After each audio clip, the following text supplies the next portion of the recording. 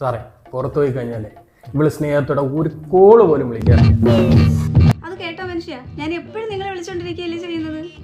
എന്തുവാടെ ഇടയ്ക്കൊക്കെ ഒന്ന് വിളിച്ചൂടെ? പിന്നെ നീ വിളിക്കും, കോൾ വെയിറ്റിംഗ് ആണോ അറിയാൻ വേണ്ടി വിളിക്കുന്നത്. സാറേ വീട്ടിലെ വാതിലെത്തിയാൽ മതി, അപ്പൊ തുടങ്ങും വഴക്ക്. കേസ് നടക്കുകയാണെങ്കിൽ ഇപ്പോഴും നിങ്ങൾ ഒരുമിച്ചല്ലേ? നോക്ക് മിസ്റ്റർ സജി, എന്ത് ടെൻഷൻ ഉണ്ടെങ്കിലും റീനയുടെ മുഖത്ത് നോക്കി ഒരു ചിരി കൊടുത്താലല്ലേ തിരിച്ചു കിട്ടൂ. കേട്ടിട്ടില്ലേ? ഓ മുഖവാതിൽ കേട്ട് പടി. പിന്നെ നിന്റെ മുഖത്ത് നോക്കി അങ്ങ് ഇളിച്ചാലേ മതി. പൂമുഖവാതിക്കൽ താമരയെ നിർത്തി അങ്ങ് നിൽക്കുവല്ലയോ. രണ്ടുപേരും എന്നും നീ അടിയുണ്ടായി നിൽക്കാതെ അഡ്ജസ്റ്റ് ചെയ്ത് ഒരുമിച്ച് അങ്ങ് പോണം.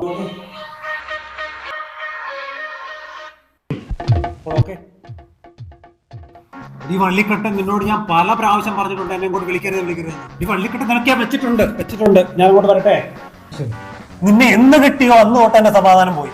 ചേട്ടാ എന്നാ നമുക്ക് അടുത്ത നിങ്ങളാ കേറിക്കോണേ. ഞങ്ങൾ ഇനി കേറുന്നില്ല ചേട്ടാ. ഞങ്ങൾക്ക് വക്കീലിന്റെ അത്ര പ്രശ്നമൊന്നും ഇല്ലേ? അത് ശരിയാ, അങ്ങനെ കേസ് ഇപ്പോഴും ചവറ കുടുംബ കോടതി കിടക്കിയേ.